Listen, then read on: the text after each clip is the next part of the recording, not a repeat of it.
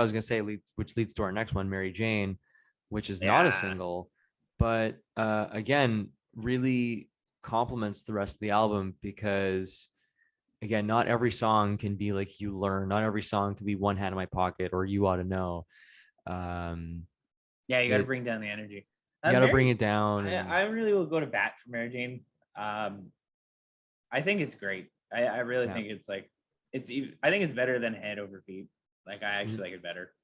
And I think it's needed. I think like Perfect, maybe even Forgiven.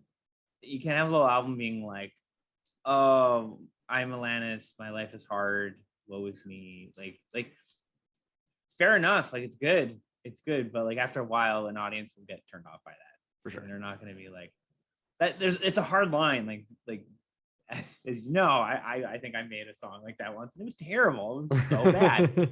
Like the line between like being confessional and coming off as self-pitying is very thin. It So is. like it's amazing that she was able to like to to make millions off of that.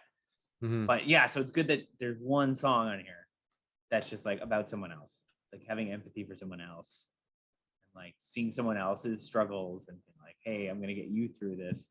That makes it, I don't know, and it's the best ballad on the album. It's the one where I'm like, okay, she pulled it off. Mhm. She can do a ballad.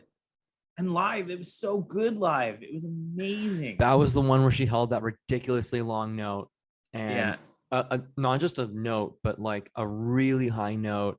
And I, again, like I said before, I was watching her do it, and I was like, I filmed it. I was like, how is she doing this?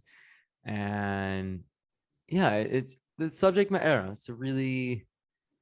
It's about a girl who's, obviously not in a happy relationship, and or I mean, I think there's other interpretation like about a woman with like an eating disorder, Yeah. which Yeah. makes sense given that Alanis Morissette had an eating disorder.